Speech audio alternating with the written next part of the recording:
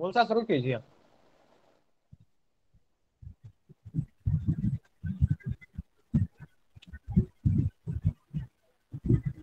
मूलसा।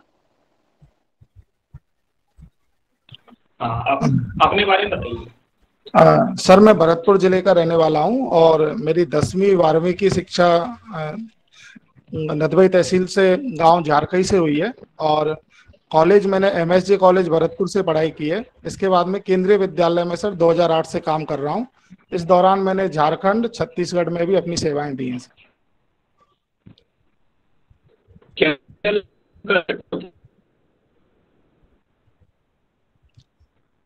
Sir मुझे आवाज नहीं आ पा रही सर। आप भी इसको छोड़ केंद्रीय दीजिए एयरफोन विद्यालय को। के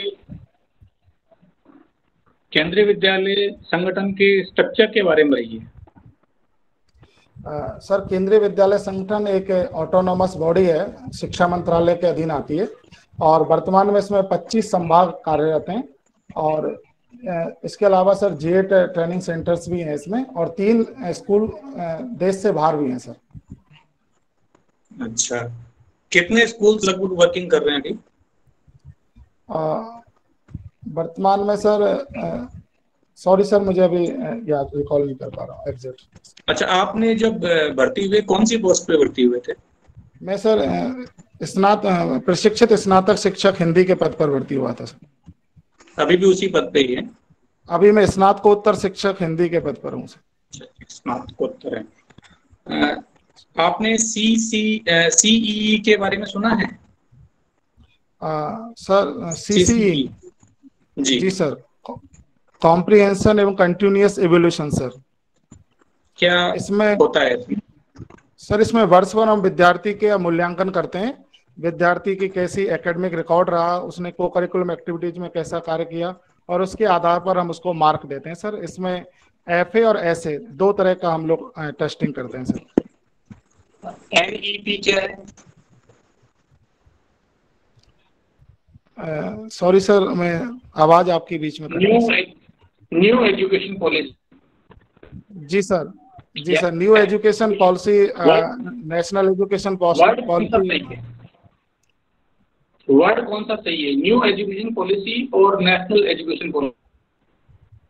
नेशनल एजुकेशनल पॉलिसी 2020 है सर।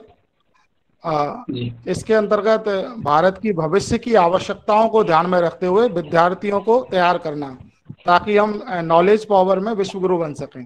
इस उद्देश्य से इसको तैयार किया गया है। तो क्या कमियां रही है इसमें? सीसीई में क्या कमियां रही कि एनईपी की आवश्यकता पड़ गई हमें? सर सीसीई एक एवोल्यूशन प्रोसेस है सर, और न्यू एजुकेशन पॉलिसी एक ओवरऑल एजुकेशन के सिस्टम में जिसमें हमें सीखने से लेकर के एवोल्यूशन तक सब कुछ सम्मिलित है सर। और सीसीई केवल एक स्कूल एजुकेशन से जुड़ा हुआ मुद्दा है, जबकि new education policy higher education, school education सबको अपने में सम्मिलित करती है सर। ठीक है, तो विद्यालय में लागू।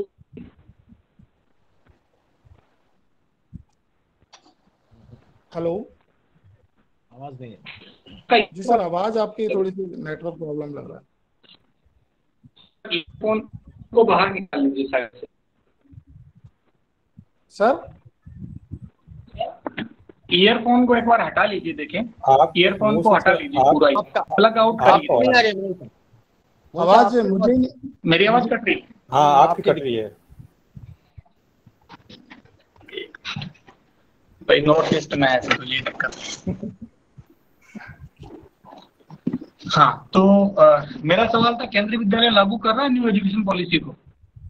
जी सर, केंद्रीय विद्यालय न्यू एजुकेशन पॉलिसी को लागू कर रहा है सर। कितने चरणों में लागू हो जाएगी ये?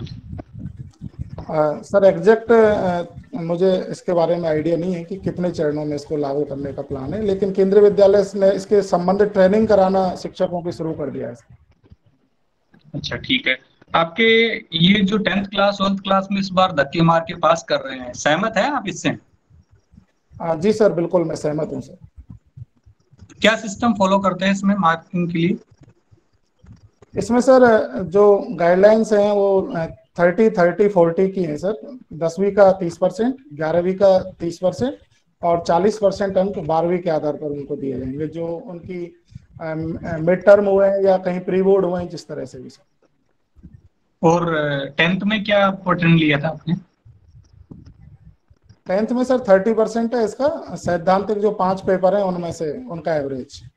नहीं नहीं, मेरा सवाल ये था कि ये 12th क्लास के लिए बता रहे हैं आप, 10th क्लास में जी सर। मार्क्स देने के लिए क्या पैटर्न फॉलो किया गया है? 10th क्लास के लिए सर इन्होंने 9th को और 8th का इन्होंने पैटर्न फॉलो किया। अभी तो सर स्पष्ट भी सर 10th में अभी गाइडलाइन मेरी जानकारी में नहीं आई है सर, हाल ही में थोड़ी देर पहले 12th की आई थी सर। अच्छा, 10th की गाइडलाइन के बारे में जानकारी आपको नहीं है, जी ठीक है। जी सर। आप अपनी कमियां बताइए। सर एक तो मेरी कमी ये है कि मैं ओवर सेंसिटिव हूँ सर। जब भी मुझे लगता है कि कुछ गलत हो रहा है तो उसको लेकर के मैं अति संवेदनशील हो जाता हूँ और उस समस्या का निराकरण में कई बार पर्सनल जो हित है उनका ध्यान नहीं रख पाता। दूसरा सर मेरा ये है कि थोड़ा टाइम मैनेजमेंट में उतना बेहतर नहीं कर पाता जैसी मैं लक्ष्य रखता हूँ सर। चाहे वो पढ़ाई से संबंधित हो, तो मैं जो भी लक्ष्य रखता हूँ उनको उस तरह से मैनेज नहीं कर पाता। तीसरा सर मुझ में ये लगता है कि मुझे बहुत फैक्चुअल चीजें याद नहीं रहती, फैक्ट्स याद करने में मुझे थोड़ी दिक्कत आती है। अभी आपके क्षेत्र की समस्याएं क्या है, नागरिकों को क्या समस्याएं हैं? सर भरतपुर जिले में नागरिकों को मुख्य रूप से सर एक तो पानी की समस्या है, वहाँ पानी की उपलब्धता नहीं है। एक रोजगार की समस्या है सर, कोई इंडस्ट्रियल डेवलपमेंट वहाँ पर बेहतर नहीं है सर। दो समस्याएं हैं।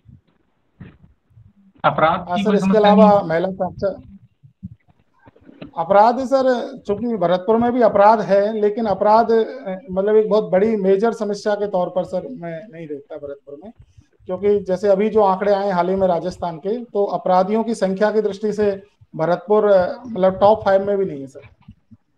अच्छा, ये बताइए, जब हमारे पास में सीआरपीसी सीपीसी ये सब है, तो हम यूनिवर्सल सिविल कोड की बात करते हैं, इसकी कहाँ आवश्यकता है जब सब लोगों पे एक जैसे कानून लग रहे हैं ऑलरेडी?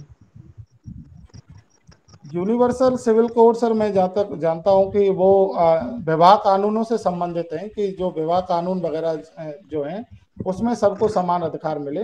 अभी भी कुछ ऐसा है जिनमें अलग अलग धर्म कोड के अनुसार अपने अपने कोड के अनुसार शादियां होती हैं। तो यूनिवर्सल सिविल कोड वैवाहिक स्थितियों को लेकर ज्यादा बात करता ठीक है, अंतिम सवाल, अपनी विशेषताएं बताइए, कुछ 5 विशेषता बता है दीजिए सर। अपनी। मैं जी सर, मैं एक निर्णय क्षमता मेरी अच्छी है सर, मैं तुरंत निर्णय कर पाता हूँ कठिन परिस्थितियों में। नेतृत्व का गुण है सर, चूंकि मैं भाषा का अध्यापक हूँ तो मेरी संप्रेषणशीलता अच्छी है, मैं अपनी बात अच्छे ढंग से कह पाता हूँ। इमोशनल हूँ सर, मैं संवेदनशील हूँ, संवेदनशीलता मेरे अंदर बेहतर है सर। और चौथा सर, मुझे समाज के समझ है सर। ठीक, thank you. Next member please. Thank you sir. आप मुझे सुन पा रहे हैं? जी सर, मैं आपको सुन पा रहा हूँ सर। आपने कहा कि आपके यहाँ पर जल की समस्या, पीने के पानी की समस्या है या सिंचाई के लिए जल की सर समस्या है? दोनों के लिए ही है सर, पेयजल की भी है और सिंचाई के जल की भी है सर। पेयजल की समस्या कैसे दूर की जा सकती है, मुझे कुछ रोड में बताइए। पेयजल की समस्या के लिए सर चंबल लिफ्ट परियोजना भरतपुर में काम कर रही है, तो उसकी जरूरत है कि उसको थोड़ा विस्तार दिया जाए, गांव गांव तक उसको पहुंचाया जाए सर। इसके अलावा दूरगामी प्रयासों में ईआरसीपी को लेकर के भी सरकार काम कर रही है, तो उससे भी सर वो समस्या दूर होगी। लेकिन साथ साथ हम इसके लिए कुछ अपने वाटर रिचार्ज बॉडियों को रिचार्ज करना, नल कूप वगैरह हैं जैसे छोटे कुएं बावड़ी वगैरह हैं, उनको हम अगर वर्षा के दिनों में रिचार्ज करेंगे तो मुझे लगता है ये दूर हो सकती है। अच्छा, सरकार ने अभी हाल ही में कुछ कैंपेन की बात कही है, जी सर। वो क्या है? आ, एक सर हर घर को हर घर को जल जल सर नल द्वारा जल करके है, इस तरह से एक योजना है, मैं प्रॉपर रिकॉल नहीं कर पा रहा हूँ नागरिकों सर। से नागरिकों से क्या अपील की सरकार ने? नागरिक सर एक तो वर्षा के दिनों में जल संचयन करें विभिन्न माध्यमों से, और दूसरा पानी की वेस्टेज ना करें सर, पानी का जो प्रयोग है वो कुशलतम करें सर। सरकार कुछ ऐसा कर रही है कि भाई आप ये करोगे तो आपको ये हम इनिशिएटिव देंगे, आपको ये सहायता देंगे, किसानों के लिए कुछ है? सर ये मेरी अभी जानकारी में नहीं है सर, मैं इनको देखूंगा सर। खेत तलाई के बारे में सुना आपने? हाँ सर, इसके बारे में मैं अनुमान लगा पा रहा हूँ कि खेतों में छोटे छोटे तालाब बना करके वहां पर पानी को स्टोर किया जाए। ठीक ठीक। आप हिंदी साहित्य के विद्यार्थी हैं? जी सर। अच्छा, तो मुझे ये बताइए कि आप कबीर और तुलसी में ज्यादा किसको पढ़ना पसंद करते हैं दोनों में? दोनों ही अपने समय के पुरोधा हैं सर, कबीरदास जी और तुलसीदास जी, लेकिन मैं कबीरदास जी को सर बहुत पसंद करता हूँ। कबीरदास जी को बहुत पसंद करते हैं। तो आप अपने केंद्रीय विद्यालय में सरस्वती वंदना करवाते हैं जी सर। और सरस्वती की मूर्ति लगाकर आप उनकी पूजा भी करते हैं। जी सर। तो बच्चे कभी नहीं पूछते आपसे कि आप, कबीर तो एक तरफ कहते हैं कि मूर्ति पूजा का मूर्ति पूजा है वो उचित नहीं है, एक तरफ बच्चों को आप सरस्वती वंदना के लिए कहते हैं। तो बच्चों को ये विरोधाभास, बच्चे आपसे पूछे कि सर आपने तो ये कहा था और आप ये कर रहे हैं, तो बच्चों को कैसे समझाते हैं आप? सर कबीरदास जी का मूर्ति पूजा के बारे में एक विचार है अपना, लेकिन उसके अलावा भी कबीरदास जी के व्यक्तित्व में अनेक खूबियां हैं सर, जिनकी वजह से मैं उनको पसंद करता हूं। एक तो तात्कालिक परिस्थितियों में जो विद्रोह का भाव उनमें दिखाई देता है, उन परिस्थितियों में एक सुधार लाने का जो भाव है वो बहुत बेहतरीन है। और जहां तक मूर्ति पूजा की बात है सर, उन्होंने राम की परिकल्पना तो की है, लेकिन वो निर्गुण है, जो राम कबीरदास जी जिसकी परिकल्पना करते हैं। तो ये एक अलग विषय है सर, इसको कबीर के साथ तुलना करके मैं विद्यार्थियों को नहीं बताता। और ये एक जो है कबीरदास जी का विचार मैं बताता हूँ बच्चों को कि ये है, लेकिन साथ साथ मूर्ति पूजा का एक अलग विचार है, उसको मैं दोनों को सर अलग रखता हूँ। अच्छा, समाज में हम देखते हैं कि हम आमतौर पे कबीर की जो कुछ मूर्ति पूजा के बारे में बातें थी, उनका हम आम लोग आमतौर पे देखते हैं कि ये फॉलो नहीं करते हैं, या समाज में देखते हैं कि मूर्ति पूजा की जाती है, बावजूद उसके कबीर का विरोध कोई नहीं करता, कबीर सबको अच्छे लगते हैं। इसके पीछे क्या वजह है? इसके पीछे सर उनकी यही है कि उनका जो विरोध था वो मूर्ति पूजा को लेकर इसलिए था क्योंकि कर्मकांड था वो, और जिससे आम आदमी त्रस्त था, वो कर्मकांड के विरोधी ज्यादा थे। तो वो कर्मकांड की जड़ वो मूर्ति पूजा में देखते थे, तो इसलिए वो उसका विरोध करते थे। लेकिन उसके अलावा भी उन्होंने समाज सुधार के जो उपदेश दिए हैं, और केवल वो एक जाति के लिए मूर्ति पूजा की बात केवल हिंदुओं के लिए नहीं करते, अन्य वर्गों के लिए भी वो उपदेश देते थे। तो सभी वर्ग उनकी इन भावना के साथ उनको पसंद करते हैं। तुलसीदास जी की कुछ रचनाएं आपको याद हो तो मुझे बताइए। सर तुलसीदास जी ने रामचरितमानस जैसा महाकाव्य लिखा है, विनय पत्र का, गीतावली, कृष्ण गीतावली, रामलला नछू, इस तरह की रचनाएं सर लिखी। चलिए, रामचरितमानस और गीतावली में किन भाषाओं का प्रयोग है? रामचरितमानस अवधी भाषा में, जबकि गीतावली ब्रज भाषा में। ब्रज भाषा तो आपकी भी है। जी सर। ब्रज भाषा है आपकी? जी सर, हमारी भाषा ब्रज है सर। मारवाड़ी को भी समझ लेते हैं? जी सर, समझ लेते हैं। क्या फर्क है मारवाड़ी में और आपकी यहाँ की भाषा में? ब्रज भाषा सर पिंगल भाषा है, इसमें औकारांत ध्वनियां ज्यादा हैं, और साथ साथ ये थोड़ी सहज भाषा है, सुनने में मधुर लगती है। और डिंगल भाषा में सर अणावर्ग टावर्ग की आवृत्ति ज्यादा है। मारवाड़ी एक डिंगल भाषा है, और साथ साथ उसमें ओज और जोश का ज्यादा सर प्रयोग होता है। तो मारवाड़ी मीठी नहीं लगती सुनने में? नहीं मीठी, लेकिन सर उसमें ओज है सर, वीरता है, उसके लिए वो अधिक ओके, वीरतापूर्ण काव्य ज्यादा है। जी। साहित्य जो है, आप साहित्य के विद्यार्थी हैं, साहित्य वास्तव में होता क्या है? मुझे एक लाइन में समझाइए, उसकी क्या परिभाषा हो सकती है? सर साहित्य आचार्य रामचंद्र शुक्ल कहते हैं कि जनता की संचित चित्तवृत्तियों का प्रतिबिंब होता है साहित्य। ओके, चलिए, एक कालखंड है छायावाद। जी सर। मुझे आप इसमें छाया किस कौन से पेड़ की बताइए। छाया सब ये नाम मुकुटधर पांडे ने सर एक तो व्यंग्यात्मक रूप से दिया था, छायावाद नाम। छाया का मतलब है जब आत्मा की छाया परमात्मा पर पड़ती हो, या परमात्मा की छाया जब आत्मा पर पड़ती हो, तो उसे छायावाद कहते हैं। नहीं तो इसमें तो यही कहा जाता है ना कि नेचर है, प्रकृति है, उसको माध्यम मानकर भावों की अभिव्यक्ति हुई है, इसलिए इसको छायावाद कहते हैं। ये भी एक वजह है। ये भी वजह है। और वैसे इसको जो अंग्रेजी काव्य धारा है रोमांटिज्म, उसका भी अनुकरण मानता है एक वर्ग। तो छाया का मतलब है कि ओरिजिनल चीज ना होकर के उसकी प्रतिकृति है, एक तरह से उसकी छाया है। जी सर। इसमें एक रचना है निराला जी की, राम की शक्ति पूजा। जी सर। इसमें एक युवा क्या सीख ले सकता है इस रचना से? इसमें सर संपूर्ण समर्पण का भाव है। जब तक आप किसी चीज को प्राप्त करने के लिए अपना सर्वस्व न्यौछावर नहीं कर देंगे, वो नहीं मिलेगी। जैसे राम ने जब अपनी आंखें समर्पित करने तक पहुंच गए तो उनको शक्ति मिली सर। और हमारे स्वतंत्रता आंदोलन में क्या योगदान है इसका? जी सर, इस कविता का सर जी। यही प्रेरणा सर स्वतंत्रता सेनानियों ने ली थी सर, और स्पेशली मैं इसको रेफरेंस याद नहीं कर पा रहा हूँ। अच्छा, चलिए, हरिशंकर परसाई के बारे में सुना? जी सर। उनके कुछ व्यंग्यात्मक कथन बहुत फेमस है, कुछ बताइए एक दो आपको याद हो तो। हरिशंकर परसाई ने सर काफी व्यंग रचनाएं लिखी हैं। प्रेमचंद के फटे जूते उनकी एक रचना है, और उनका कोई कथन सर ये मुझे अभी ये सर कोई रिकॉल नहीं हो कथन पा रहा आपको याद हो तो। है। जी जी सर, रिकॉल नहीं एक हो पा रहा है सर, पढ़ा है। कुर्सी को लेकर, जिस कुर्सी के लिए आप लालायत हैं, एक प्रशासनिक अधिकारी की कुर्सी पाना चाहते हैं, कुर्सियों को लेकर एक बड़ी रोचक कथन है इनका।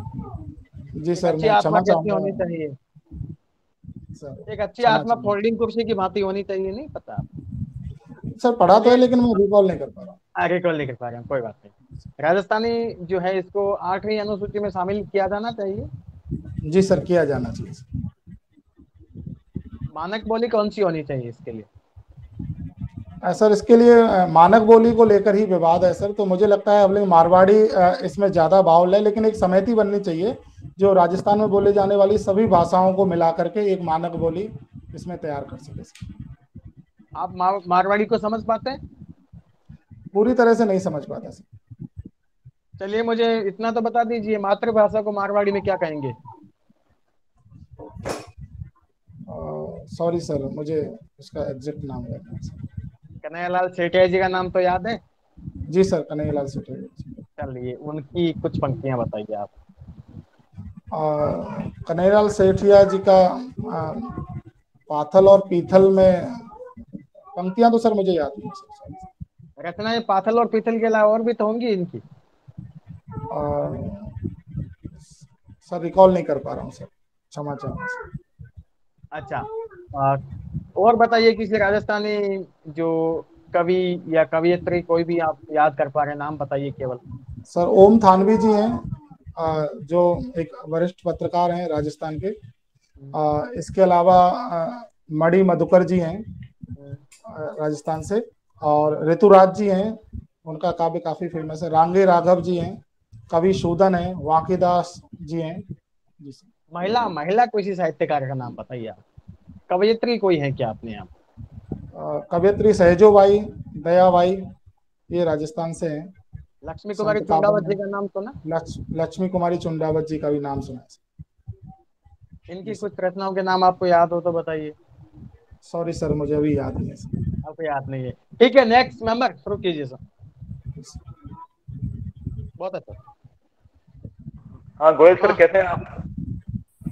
सर नमस्कार सर, कैसे मैं हैं? अच्छा हूँ सर, मैं अच्छा हूँ सर।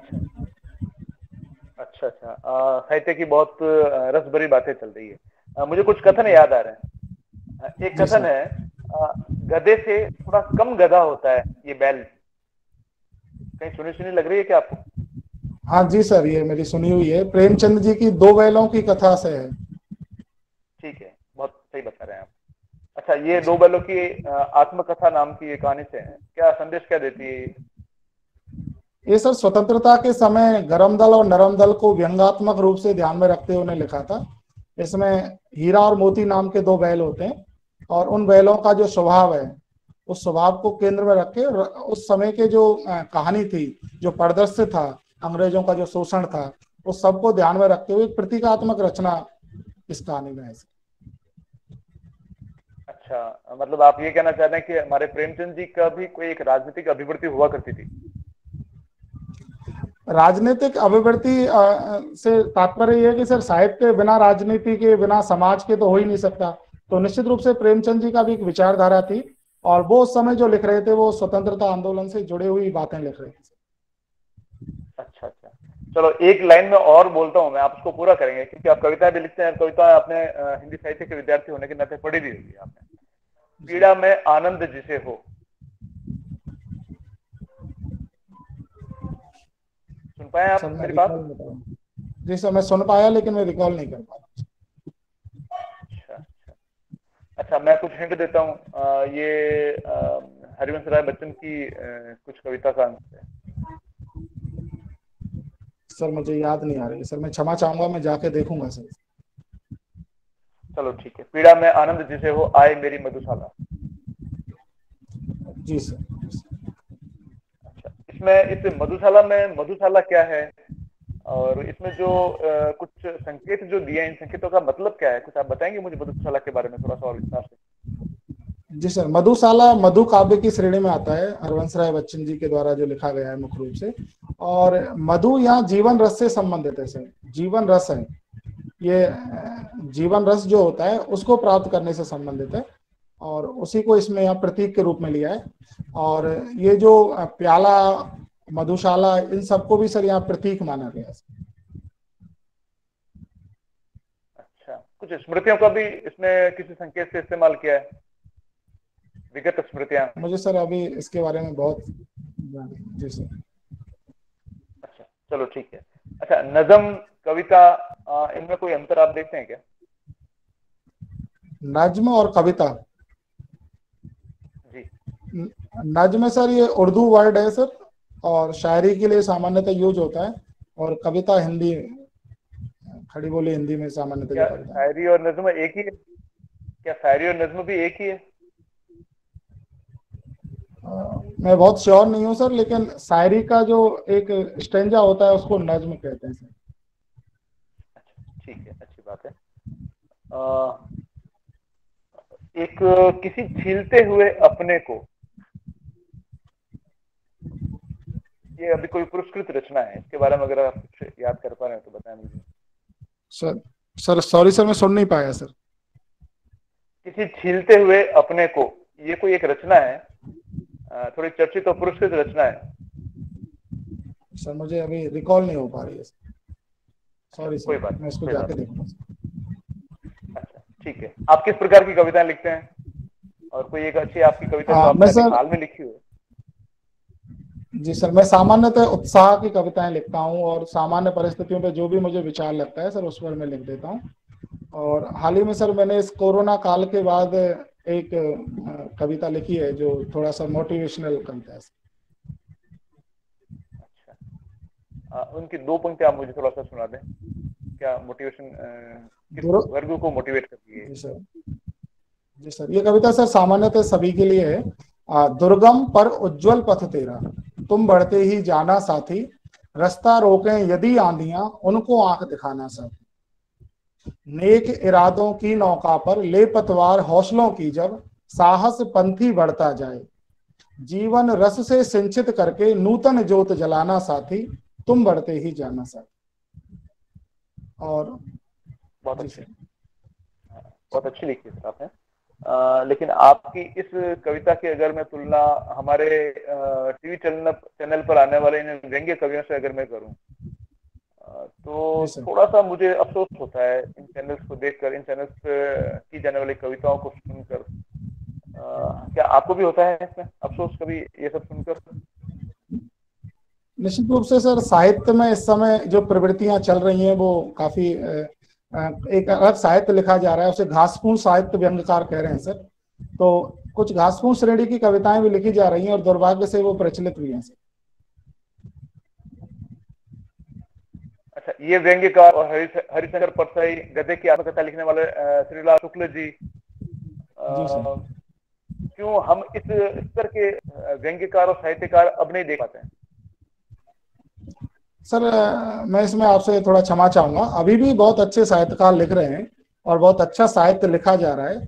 टीवी पर और जो मीडिया में जो दिखाई दे रहे हैं वो अलग साहित्यकार हैं, लेकिन अभी भी हम बहुत अच्छे अच्छे साहित्यकार, अशोक चक्रधर जी लिखते हैं व्यंग, और व्यंगात्मक उनकी कविताएं जब हम सुनते हैं सर बड़ा आनंद प्राप्त होता है। लीलाधर जगूड़ी जी जब लिखते हैं तो उनका, चंद्रकांत देवताले जी की कविताएं जब हम देखते हैं तो काफी अच्छा सर साहित्य लिखा गया। चलो सर, बहुत अच्छा। साहित्य पे अपन ने बहुत बातें की, और साहित्य पे के अलावा अगर मैं आपसे पूछूं थोड़ा सा भरतपुर के बारे में अगर अपन बात करें, अभी राजस्थान की एक राजस्थान सरकार की बहुत अच्छी एक योजना है, इंदिरा रसोई योजना, सुना होगा आपने इसके बारे में? जी सर, जी सर, जी सर। अच्छा, भरतपुर में कितनी इंदिरा रसोई चल रही है अभी? सर मुझे आंकड़ा याद नहीं। अच्छा अच्छा, अच्छा, कहाँ कहाँ कुछ अंदाजे से अगर अगर आप बता पाओ तो? ये सर उपखंड स्तर पर संभावित है, उपखंड स्तर पर सर इंदिरा रसोई। अच्छा, सामान्यतः कितनी है एक नगर पालिका में, कितनी होती है एक उपखंड स्तर पर, कितनी होती है, कुछ सर इसके बारे में अंदाजा मुझे है आपके? अधिक जानकारी नहीं है सर। चलो कोई कोई बात नहीं। अभी आपने बात की थी ईआरसीपी की, आपने बताया कि भरतपुर की पेयजल की समस्या और जो सिंचाई जल की समस्या का समाधान एक ईआरसीपी भी है। जी सर। ईआरसीपी पे केंद्र और राज्य के बीच में, हमारे राजस्थान राज्य के बीच में, केंद्र के बीच में आपस में छिटाकशी होती रहती है। जी दोनों सर। एक दूसरे पर ये आरोप लगाते रहते हैं कि क्यों ये योजना अभी तक पूरी नहीं हो पा रही है। आप जी सर। क्या सोचते हैं कि केंद्र वास्तव में इसमें हमारा राजस्थान का सहयोग नहीं कर रहा है?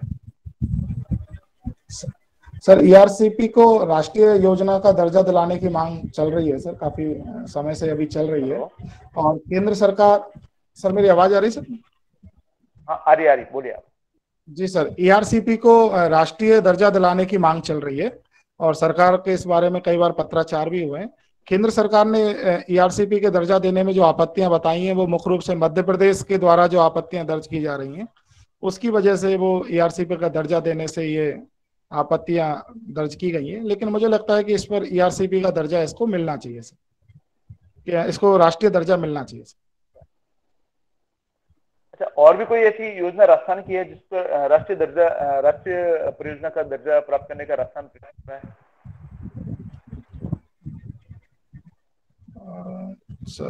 सर रिकॉल नहीं कर पा रहा हूँ सर।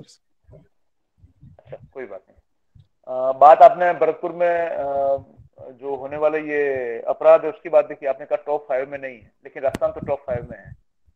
एनसीआरबी की जो रिपोर्ट बता रही है कि राजस्थान में अगर अपन बात करें महिलाओं पर अत्याचार की, तो यहाँ पर बहुत ज्यादा है। महिलाओं पर होने वाले दुर्व्यवहार की जो बात है इसमें राजस्थान टॉप है। कई जनों से मैंने बात की तो उन्होंने बताया कि नहीं, ये तो अब रिपोर्टिंग अच्छी हो रही है इसलिए ऐसा है। मुझे लगता है कि कहीं ना जी सर। कहीं हाँ, थोड़ा इसको महिमा मंडित किया जा रहा है। वास्तव में राजस्थान में अत्याचार और राजस्थान में ये अपराध की घटनाएं बढ़ी। आप क्या सोचते हैं? सर अपराध की रिपोर्टिंग हो रही है, एक सच्चाई है सर, और ये होनी भी चाहिए, इससे थोड़ा सा आंकड़ा बढ़ता है। लेकिन वास्तव में इसकी जड़ में सत्तात्मक सोच है सर राजस्थान में। तो जो महिला अपराधों में विशेषकर देखा जा रहा है तो उसमें ये जो सत्तात्मक सोच जो राजस्थान में ज्यादा प्रभावी रही है, एक तो वो सर इसका कारण है।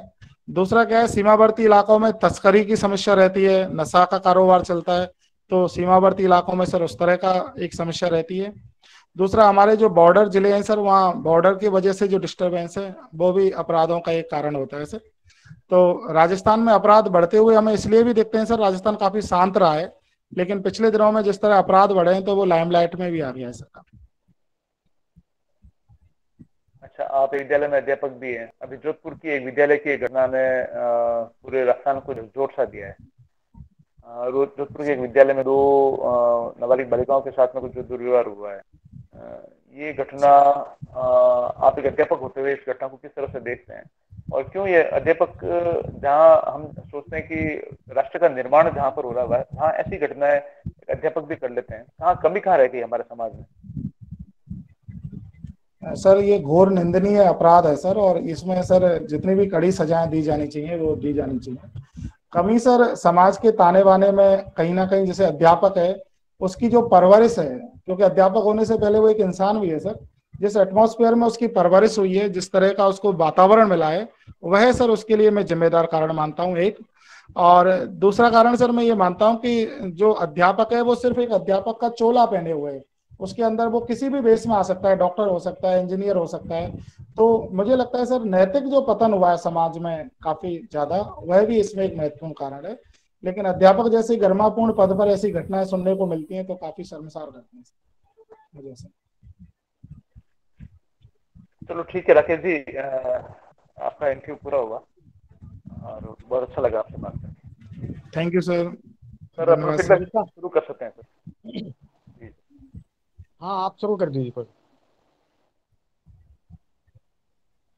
अच्छा, मैं करूं सर?